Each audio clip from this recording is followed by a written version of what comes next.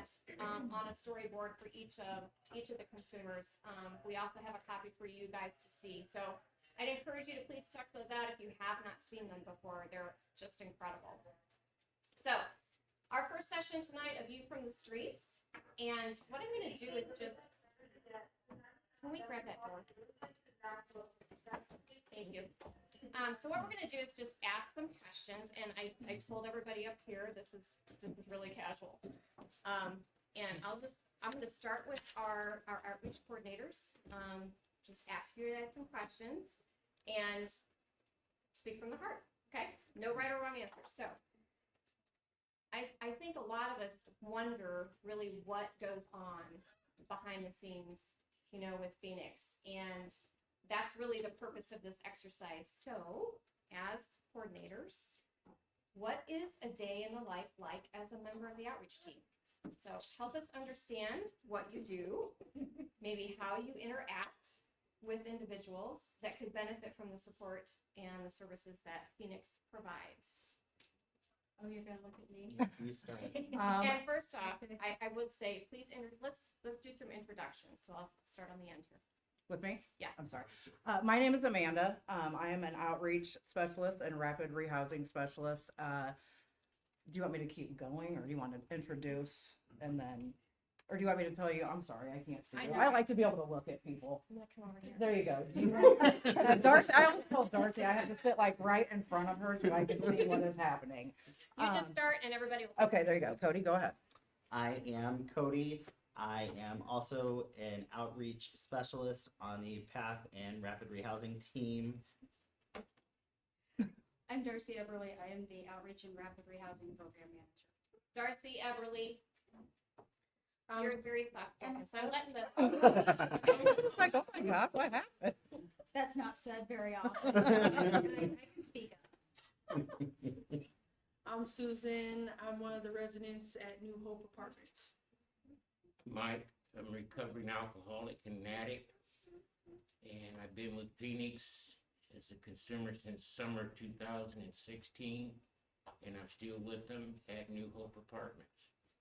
Thank you. Congratulations. Yeah. My name's Heather. I've been was homeless for a few years. Grew up with abuse, went through abuse while I was homeless. Darcy saw me in it, and when I needed it, walked me out of it with Phoenix. That's awesome. Thank you. Thanks for being here tonight, everybody.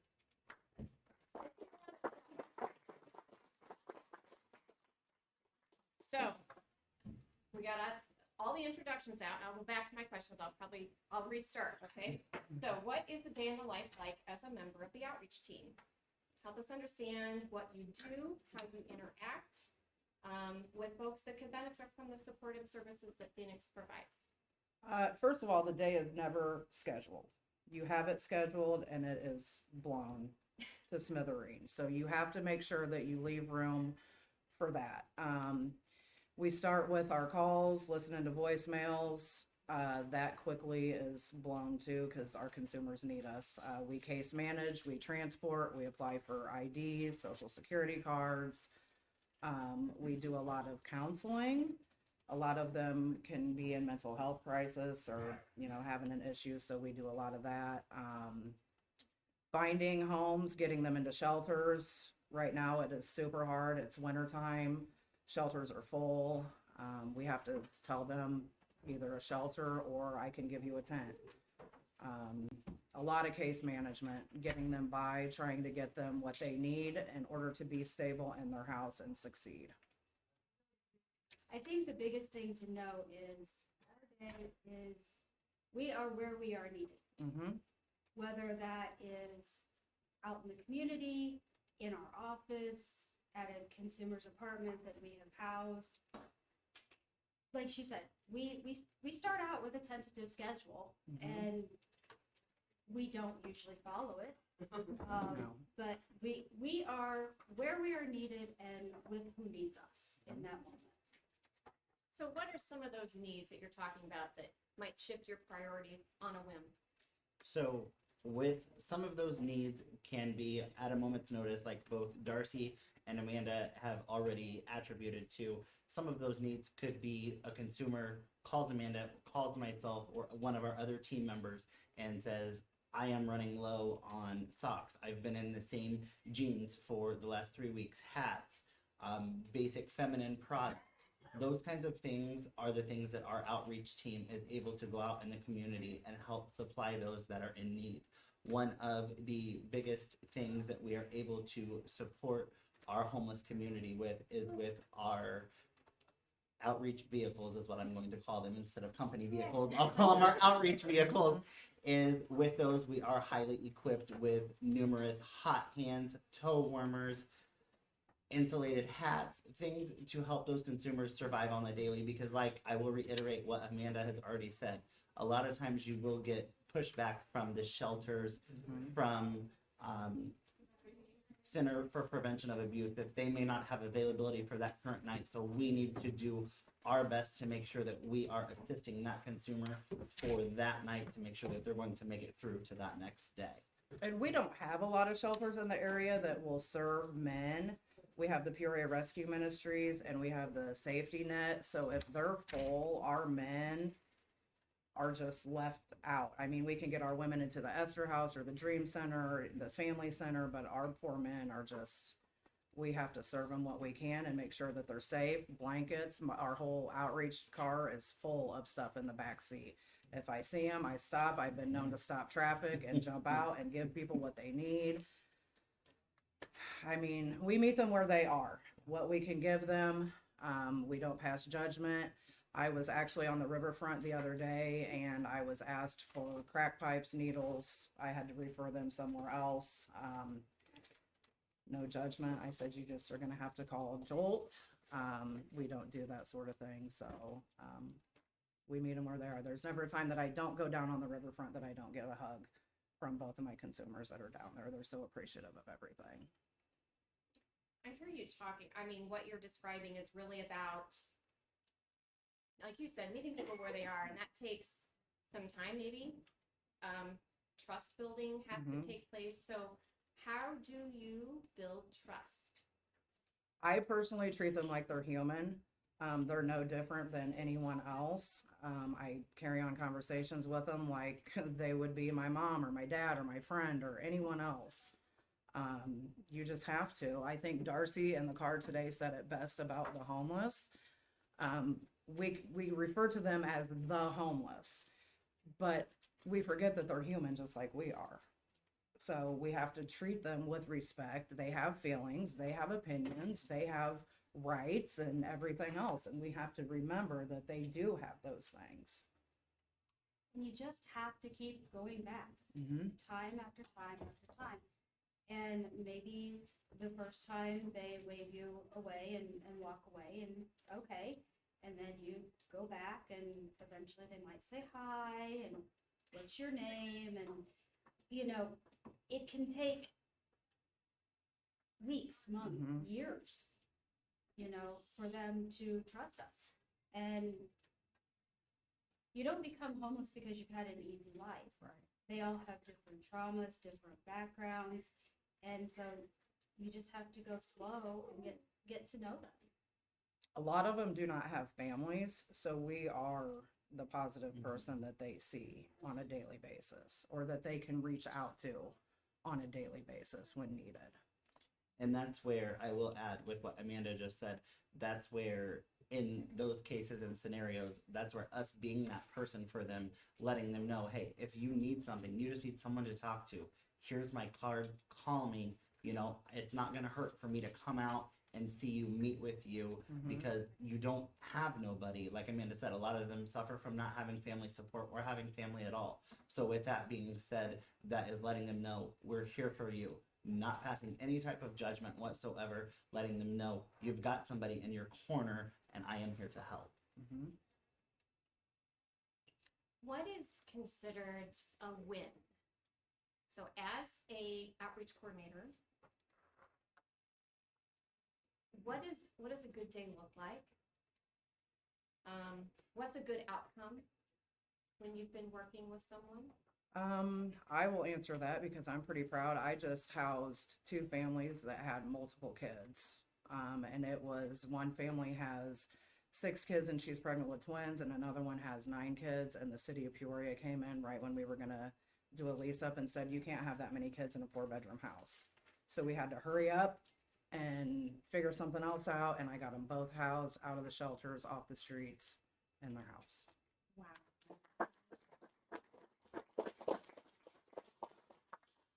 I think the biggest thing with how we judge success is, yes, we want to get everybody into housing Mhm. as quickly as possible so that they can be stable and they can be safe.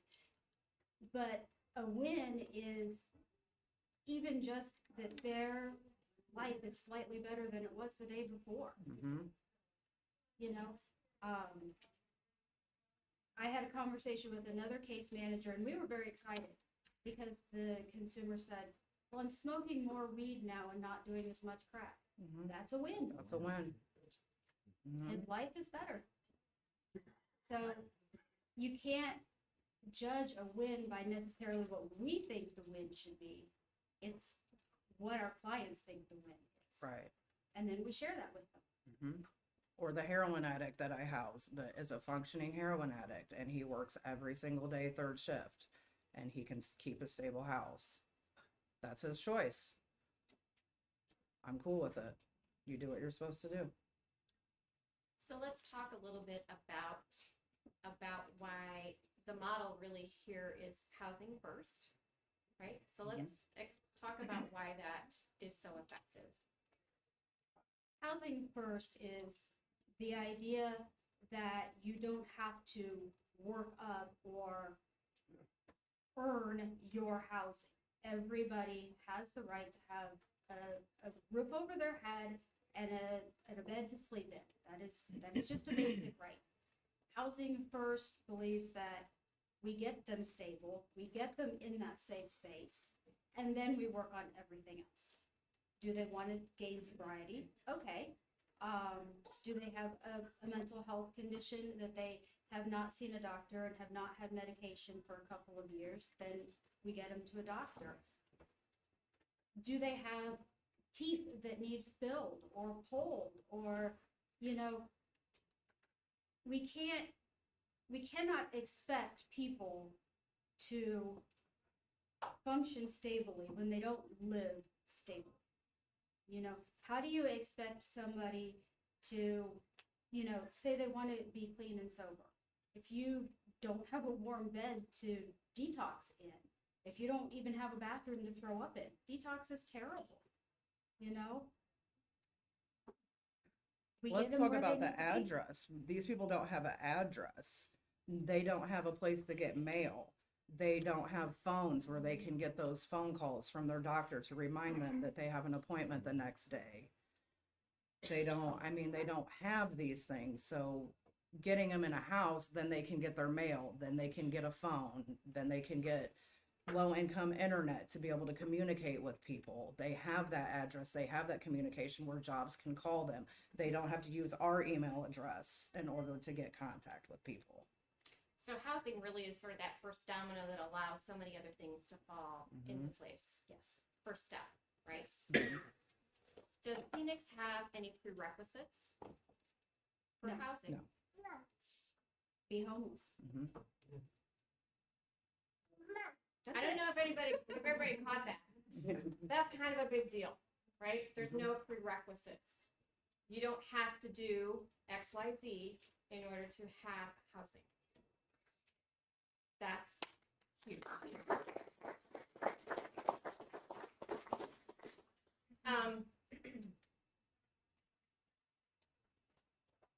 What are some of the myths, maybe, that you'd like to dispel about individuals who are without a home?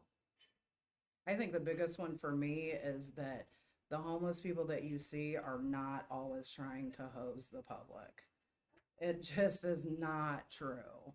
These people have a real need. They need to eat. They need to get somewhere warm. They need to get something to drink. They need to get a phone. They need to do all these things. When they're out there panhandling, there's a real need for it. I think one of the biggest things that when I explain my job to people, the first question I get is, isn't that dangerous? Mhm. No. No. It is no different to walk up to a person experiencing homelessness and start a conversation with them and see what they might need than walking past some individual in Walmart while you're grocery shopping and smiling and saying hi. Mhm. You know, you wouldn't say, is it too dangerous to go grocery shopping? I think a lot of people probably have that perception though. And I think they do. When we were doing something, we had a volunteer that wanted to know if we were going to have a police escort to go do what we were doing. And we were just like, what? We would never take armed policemen to our homeless camps. I mean, that's just something that you don't do. When they're going down there, they're going down there for an issue. Somebody got beat up, somebody's got something stolen. We don't want the police down there. I mean, we back the blue, but we don't need a police escort to help us along with the homeless. You know, it's rained for 3 days and they need dry blankets and Yeah. socks. Yeah. I mean, and one of the very interesting things is that, you know, lending a hand is one thing, but it's very interesting that actually going and talking to a homeless person, they actually are one of the nicest people that you will actually hold a conversation with. They're actually one of the nicest people that you will meet. They're probably nicer than your neighbor. Mm-hmm. And that is what's very interesting is they're going to be more nice to you even possibly than the person sitting next to you. And that is, again, one of the biggest myths is they think that they're out for the attention. You know, they're doing it for more than just an actual purpose, when really, no, they have a purpose for doing it, and they need that true help. Mm-hmm. And they do truly appreciate us. Mm-hmm. There was one, and this sticks in my mind a lot. There was a Christmas Eve that Molly and I were in an encampment, and a couple of the men there were just very concerned that our gloves were not thick enough and that we were too cold, and it was Christmas Eve and we should not have cold fingers while Mhm. talking to them. And so they went and got their own thicker gloves and insisted that we put them on so that our fingers didn't hurt while we talked to them. A lot of the time they are more concerned about us when we're out there. When we were out there, they told us to be careful. It was dark. We were doing the pit count. They were more concerned about us being on the riverfront with the people down there than they were with them. In fact, when we were leaving, one of them stopped us to make sure that we were heading out of there now. So, yeah, they care. They do. They're human. Could one of you explain what the pit count is? I was just gonna ask that, yeah. The pit count is, we actually had it this week. The pit count stands for point in time. This happens nationally. It's all outreach workers. The idea of it is we go out after hours, after dark, after the shelters have, taken everybody in for the night, and we literally count those sleeping on the street. That information is put into a survey, it's downloaded, it's given to HUD. So when you hear those statistics of on any given night, X amount of people or X amount of families are sleeping on the street, this is where that data comes from, because we are doing a head count. They're the ones doing it. There's not this nebulous person. What other myths what myths do you, oh my gosh, I can't be trusted. What myths are out there that you have or that you've heard? How about they choose to be homeless? This is a life they've chosen. Is that a myth? Is that a myth? Mm-hmm. Mm-hmm. Yeah. A lot of people, by the time they get to us and they are literally homeless, it is because every system, every person, everything that could have helped them in every single stage let them down, or they fell through the cracks, or you just didn't quite qualify for this or for that, and eventually you have nowhere else to turn. I think in this day and age, literally all of us are one paycheck away from being in the same position as some of our consumers. I mean, really. One major illness. Yeah, absolutely. One car accident, you can't get to work. Mhm. Right. I don't think most of us probably think through, you know, those one or two events that might completely take us off track. I talked to a guy, he had got his apartment burnt in a fire. That was the only reason that he was homeless, and the Red Cross just didn't, I don't know what had happened there, but that was the only reason that he was homeless, and he was just struggling to get himself back together. I mean, he lost everything, so yeah, you just never know what could happen and why you become homeless. I'm going to switch gears. I'd like to hear from our consumers. So here's a question, and you guys, you can all answer, or it's up for grabs, okay? What barriers made it difficult for you to obtain housing? Well, the barrier for me was having a low income. When you're struggling with a low income, like such as disability or Social Security, most apartments now today and age takes 2 times your income or 3 times your income.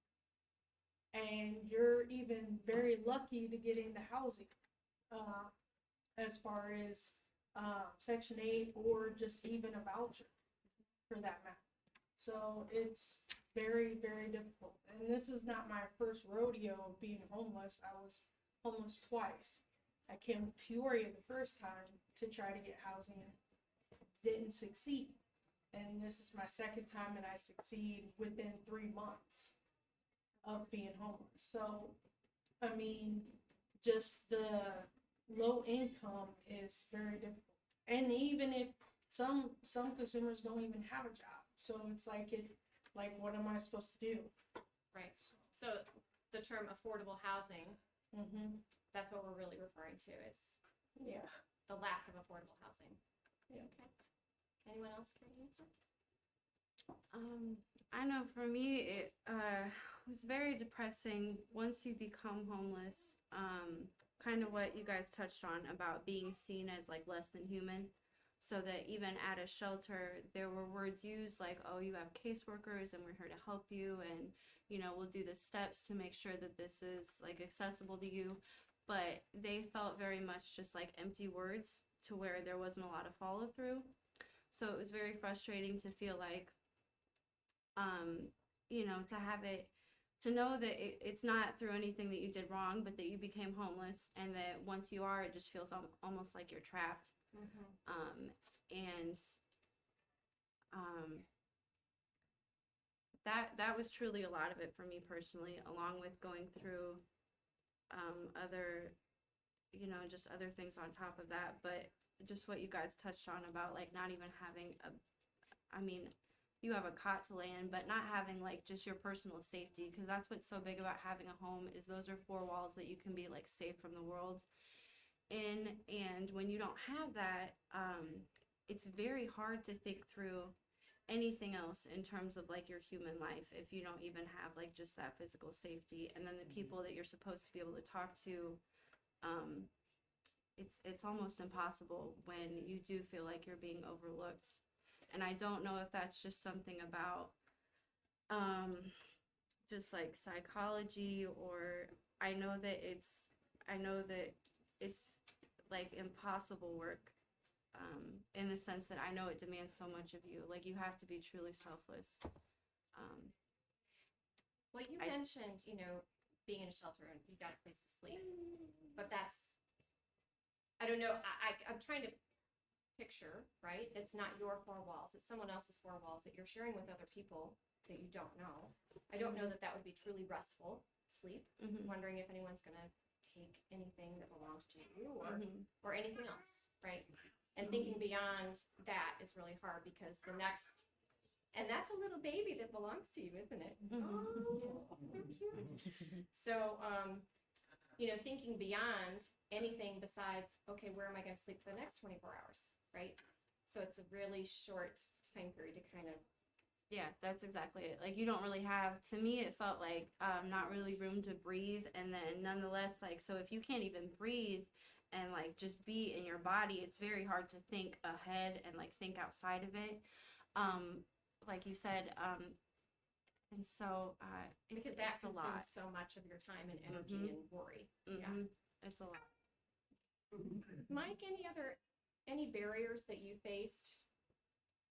Any requirements, that people would I face? didn't care no more. Really? No, not at all. As long as I was inside that vodka bottle, I was going to make it work till it was time to leave. Okay. So I didn't want to do it no more anyway.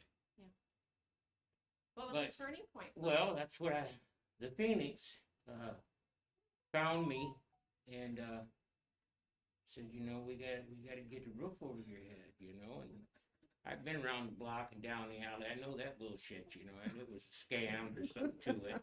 Right, they wanted something. Yeah, I give it a whirl, but that ain't how they operate. What they did for me, and I see them do for others, is that's their immediate concern, was to get me housed. They wouldn't want to take the vodka from me. They just wanted someplace for me to be safe. And so they did, and gave me a real nice apartment, warm bed, nice clean sheets. I sat there and drank my vodka. And but all they had said was, let us know what we can do to help you if you want to get off this shit. So I sat there probably 2 or 3 months, looking out the window, drinking, and then I approached them one day, and then they was, what Phoenix could do for me was they knew all the people I needed to go to for counseling and all the stuff I needed to see if I could get off of it. Because I had 35 years of learned behavior in my head. So it wasn't a matter of, we'll change the scenery and I'll get off of it. It's not gonna be a 2-day trip, right? No. And so that's what Phoenix does, is to this day, even I've been clean and sober 5 years last November 3rd.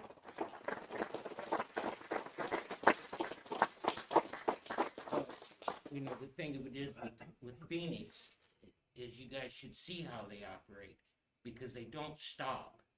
To this day, they'll call, if it's a snowy, cold day, what do you need? What can we do? How's your groups going? And, they work in the shadows, it's hard to believe that they are who they are, but, I know them. They come to work for a paycheck to pay their bills, but that's what makes them tick. Yeah. Is getting people like me, and then they'll go right on to the next one. It's- But they don't forget about you and say, okay, we did all we could. Who are these people anyway? That's exactly it. Where do you find them? I said the same thing. I said, they don't talk about it, they do it. That's why. Bingo. It's a true story. And it should be told, because I'm telling you, these people were for real. And I wasn't no harder case. When I rode in the door, I didn't even have shoes. And I wasn't, I didn't see them. But by God, with all their help, and the Human Service Center with counseling, and AA, and I'm still in it. I have to for the rest of my life. It's my life now. But, I don't never want to be not in contact with these people. I love it. Absolutely. I love them, man. That's a remarkable story. True story.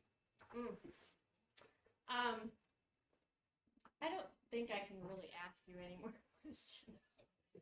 So I'm gonna open it up. That was remarkable. I think that's the beauty of this event. We're raising a lot of money, right? But I'm gonna go back to what Mike said earlier, is that it started with one person. It went to another person, went to a group of people, right? And what you're experiencing here, you're gonna take back and share with your loved ones, with your friends. Because there's lives that are being changed every single day by the cloak and dagger of Phoenix Community Development Services. They operate in the shadows, but I think that's the magic, that's the secret sauce. I think for me are the people. I'll open it up. Do you guys have any questions? And then I'm going to repeat them so that we can hear them online. Any questions for our panel tonight? Yes, Barb? I have heard it said that some of the people sitting on street corners are actually being trafficked. Have you experienced that? So the question is,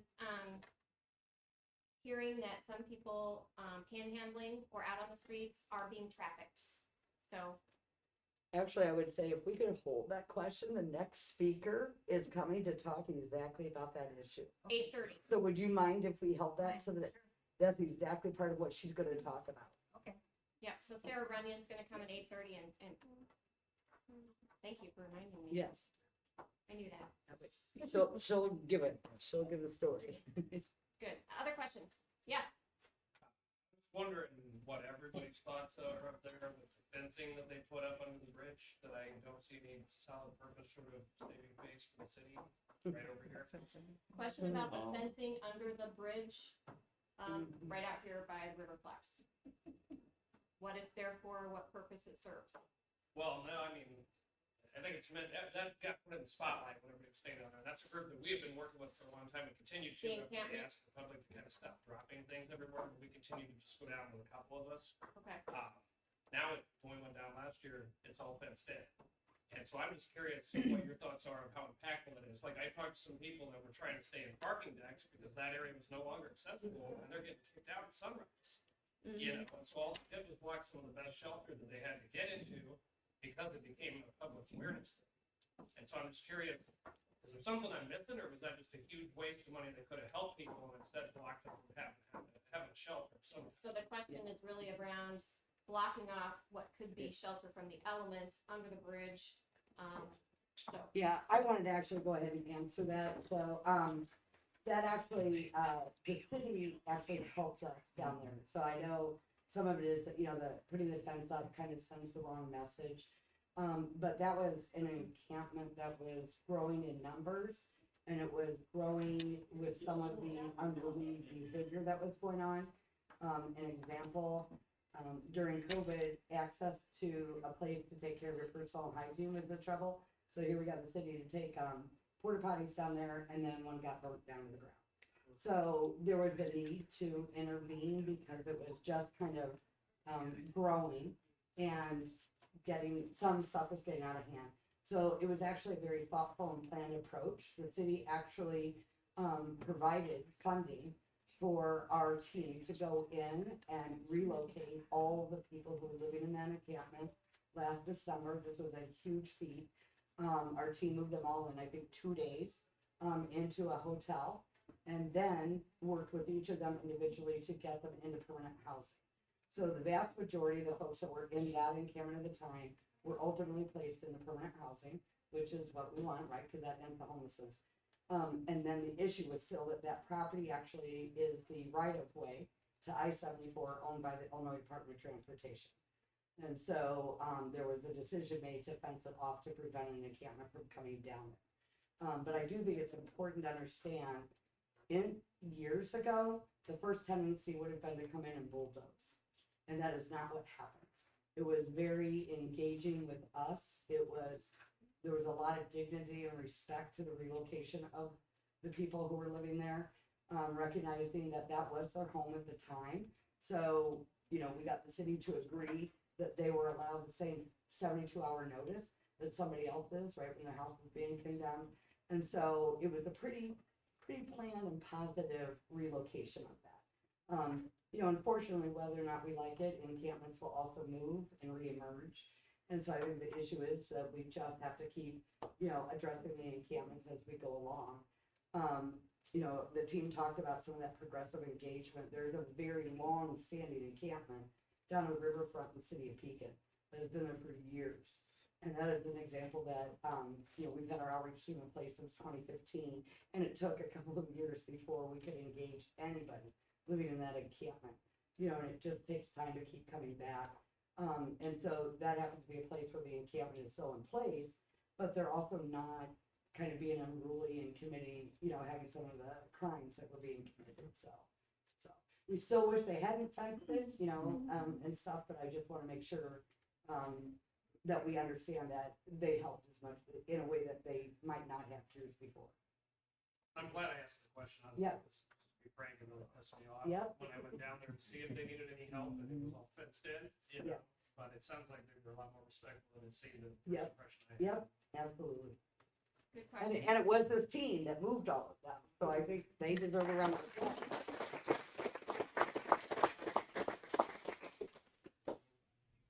Other questions? Yeah. We speak to the rate of return. So once you get people housed, how often are they going back into homelessness? How many of them are usually staying in for how long? So I'm just going to repeat the question. So the question is really about how permanent is permanent housing. So how often are people returning to being in a state of homelessness after being with Phoenix? I believe our current percentage is that 97% of our consumers stay housed. Really?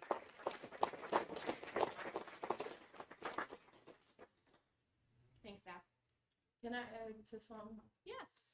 Okay, just like the outreach team that does the behind the scenes, when I left the Dream Center, so I was at the Dream Center for 3 months. I kept going back to the Dream Center because they helped me, certain staff helped me get through the process that I was facing. And so within that, I couldn't apply for it, but they got me into a company called Career Link. And so we just had our grand opening yesterday that I am thankful for to be a part of that. They had their grand opening for the kitchen.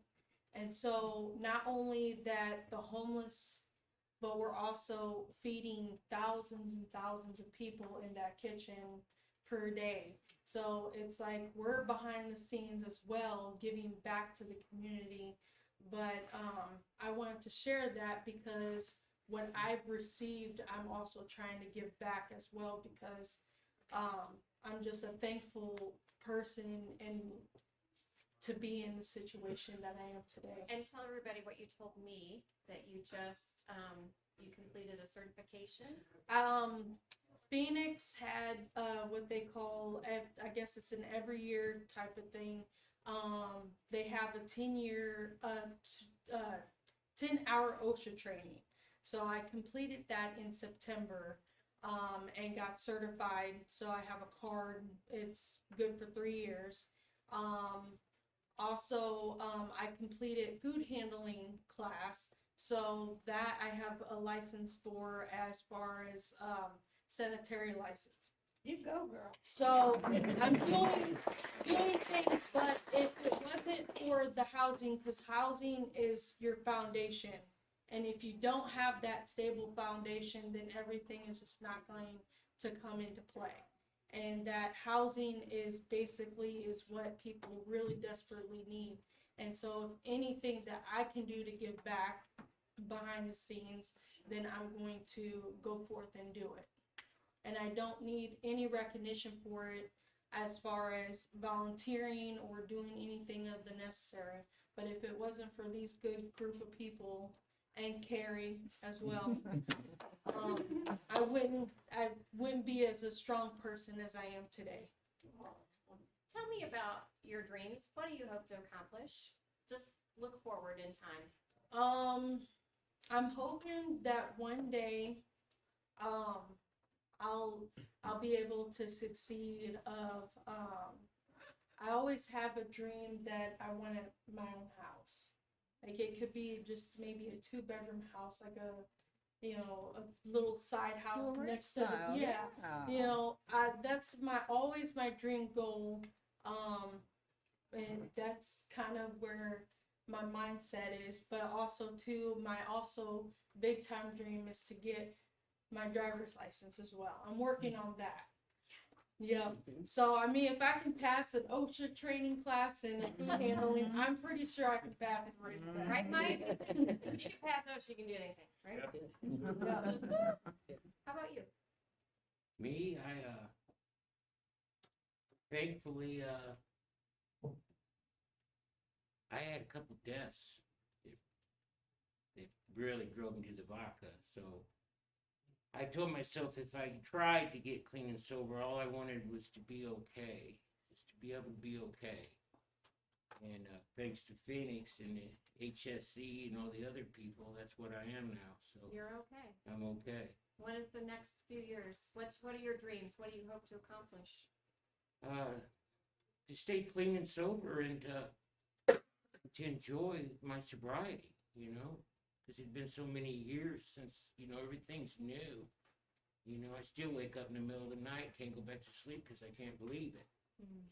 So, been pretty blessed.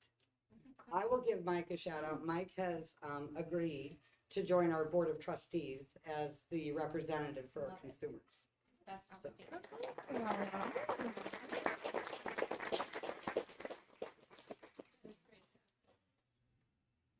Any other questions? Love the dialogue. Yes, sir. Is there frequency or how often does it occur that people are able to establish themselves enough that they can go out and buy their own, or rent, or buy their own place, or What's beyond just become Phoenix? independent? Yeah. I mean, does it happen frequently, or? So I guess the question is, are residents with Phoenix lifetime? Is there a certain number of years that they're with you? Maybe this is a question for you, Chris. Well, home ownership is not something we see very often with the folks who live in our programs. However, the stat that Darcy used about the 96 or 97% is about people who do leave our housing, who also stay in permanent housing, one way or the other. Whether it is that they're in a rental unit out on the rental market, or they've reconciled with a family member and stuff. And so that's kind of more, you know, what we look at is, do we keep them housed even when they choose to leave our programs? And then the returning to homelessness piece is tracked at 6, 12, and 24 months after someone has left. And so that too is where we see that after they've left our housing, you know, they've kind of, you know, achieved some self-sufficiency and are able to then keep housing in another setting, which is pretty remarkable. The other thing though is that a lot of this is about choice. So, you know, I just want to reiterate that is that how the housing first model isn't just about who we bring in, but it is also that we don't have an expectation that they have to leave or have to do anything to stay housed. And so we have some clients who have lived with us frankly for more than 30 years at this point. The average length of time with us is about 36 months. I would like to add, I personally, before as a program manager, was outreach staff. And I housed a man 3 years ago this month. He is still in the same apartment with the same landlord. The landlord calls regularly to tell me how much he loves this person. Best tenant he's ever had. They garden together. If this landlord ever sells the property, I think this tenant goes with.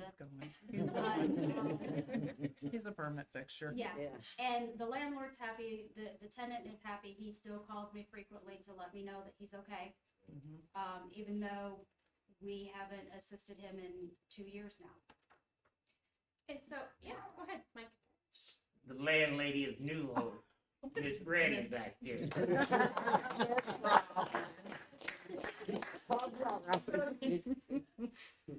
So let's talk a little bit about, so Phoenix Community Development Services has their own housing, but you also have community partners, right? Darcy's best equipped to answer this. Yeah, one. so this isn't just Madison, and this isn't just New Hope, this isn't just Glendale Commons. So can you speak to that? Because I'm not sure if anybody understands that. So we also engage landlords out in the community. And we talk to them, we educate them on what we do and how we assist our clients.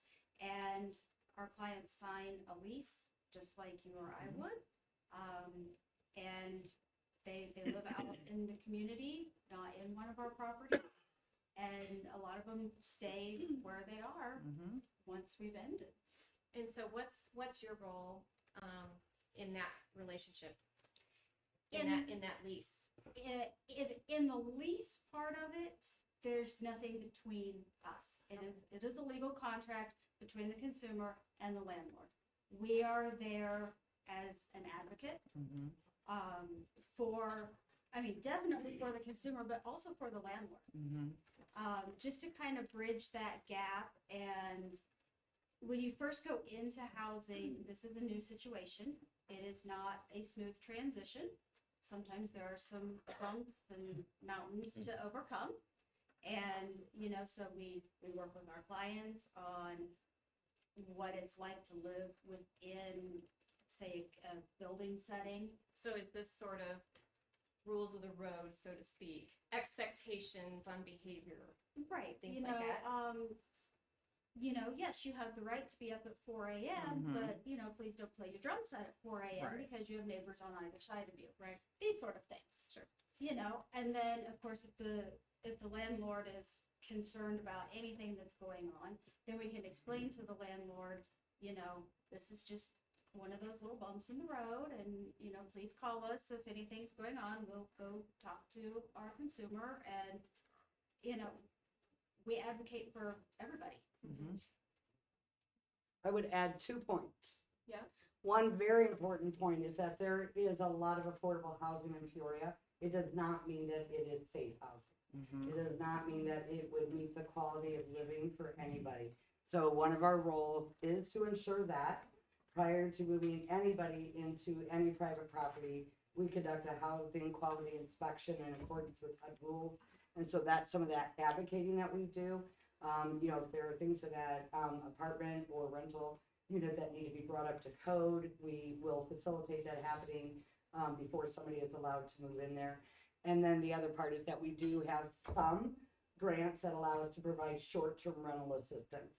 So we kind of do that in 3-month increments. The goal is, you know, that you might need help with the security deposit or the first 3 months rent, but then after that, there's some expectation that you're going to take that on yourself.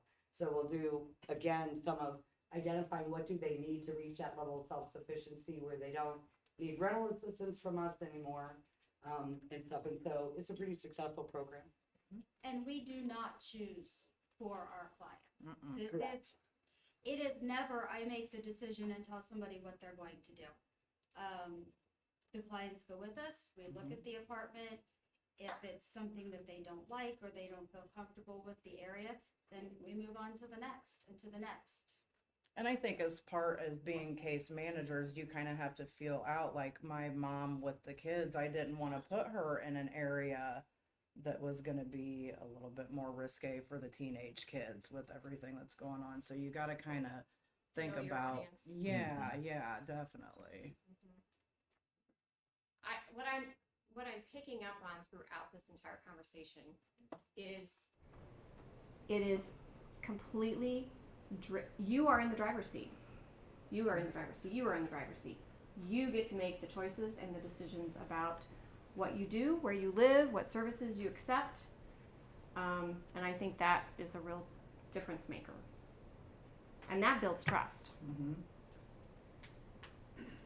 How long have you guys been in your positions as outreach coordinators? I've been there for 8 months. Doesn't she sound like she's been there for 8 years? I love my job. I'm super passionate about what I do. I love my coworkers. I love what the company stands for. I love interacting with my consumers. When you get into social work, at least for me, I didn't get in it for the money. I didn't get in it to be rich. I got in it because I want to make a difference. I want somebody to say, you know what, Amanda helped me. And I'm a better person because of her. That's why I'm here.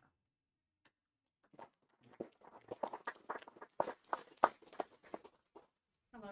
Very similar to Amanda. 7 months. I was a month behind Amanda. For me, getting into this field, it was a personal life change for me. I had a family member that struggled with addiction and not knowing where he was going to lay his head at night.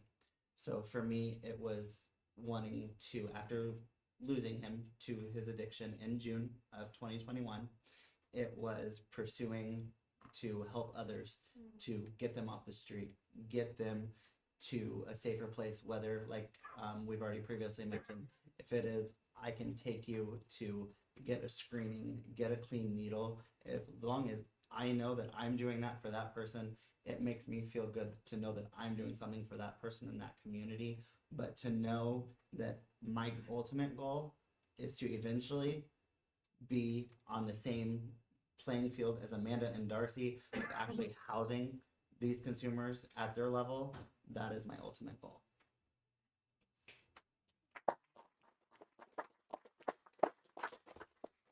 See? I have been with Phoenix for 3.5 years.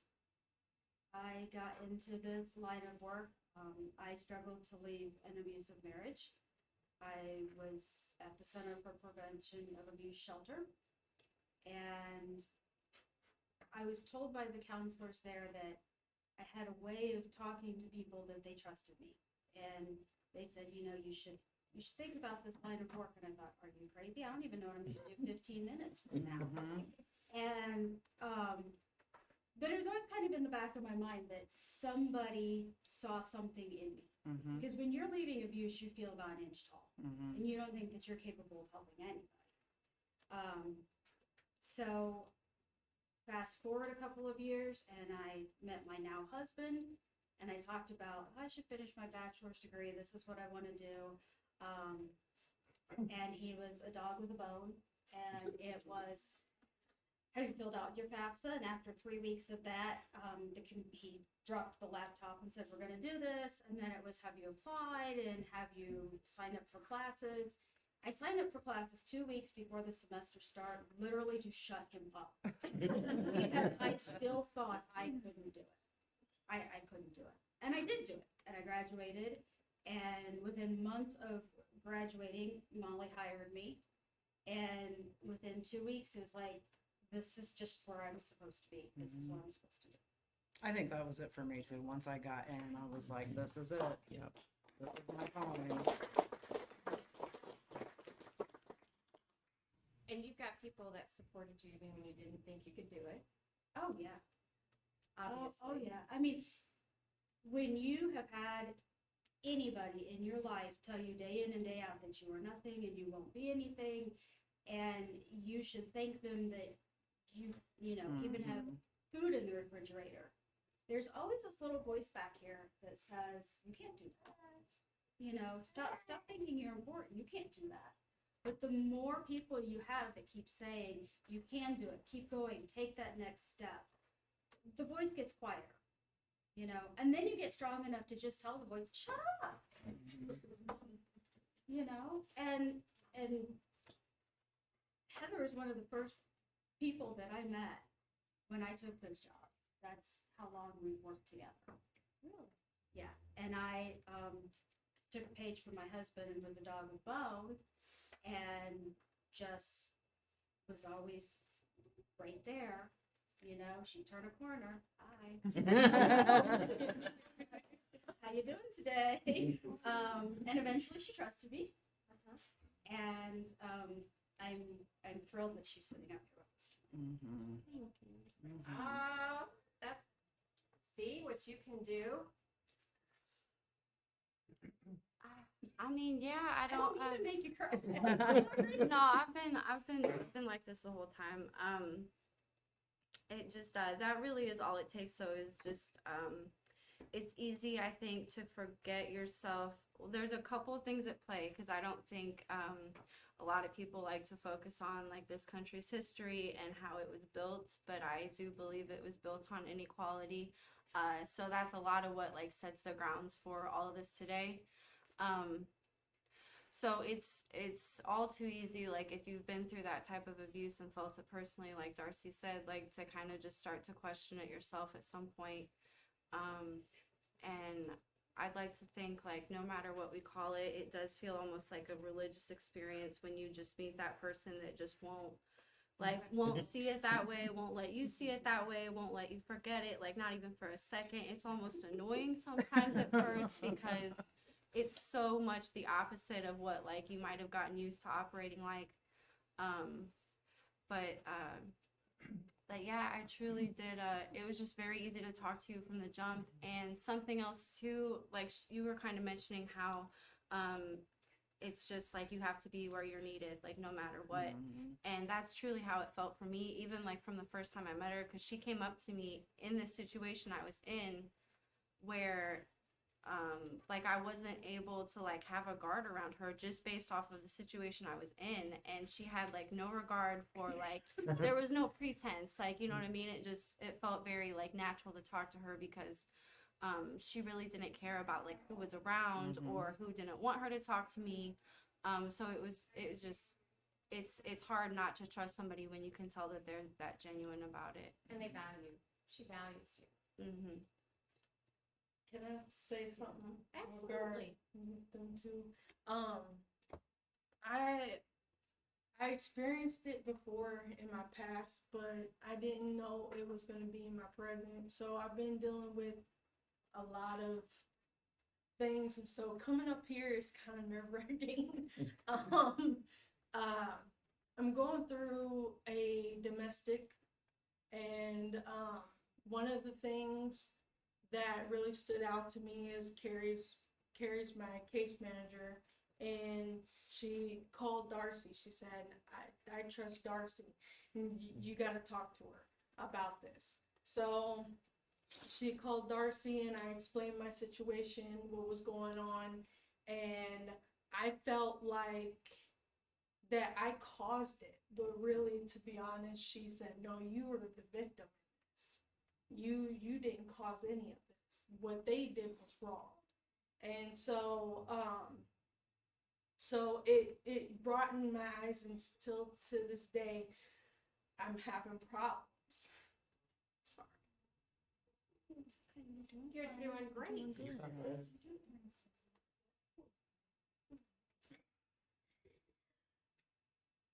And it's the people that care the most. You know, and and I wake up every night thinking that I'm dying, but then then my mind plays back to where, you know, Darcy and Carrie's like, we're gonna get through this. So and it keeps replaying, but it's just, yeah, it's an emotional wreck, and I'm still dealing with it right now. So you're getting rid of the little voice that tells you you can't, and you're replacing it with the voices that tell you you can. Yeah. You'll get there. You'll get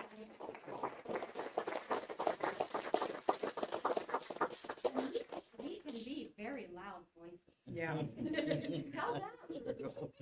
We can be very loud. Mike also had some positive things he had shared on Sunday about Sarah. Oh, yeah. Yeah, can you share kind of your sentiment about? Long time ago, I hear a lot of things, and I like to, it kind of sticks with me, and one was Sarah. Sarah said, you know, when you look at people and everybody says, you know, what's wrong with you? But actually, it's what happened to you. Yeah. And that stuck in my head when Sarah told me that. Because it's true. You know? And then that's where Phoenix steps in. How can we help? You How can know, we they change? don't push nothing. It's what we can do to help them. You know, and then they're right there to cheer you on. So I mean, like I said, I can only see what they've done for me, but you know, I see how they work in other people too. Because you see how they, you know, they move stones all day long. Gandhi said, be the change you wish to see in the world. Be the change you wish to see in the world. And I think that's what each one of these folks are doing. Client, consumer, coordinator, outreach coordinator, case worker, CEO, volunteer, fundraiser. That's what you all are. So continue being the light. Thanks for joining us tonight. We're going to take a break. I think we're going to restart at 8:30. So grab something to eat. And thank you to our panel.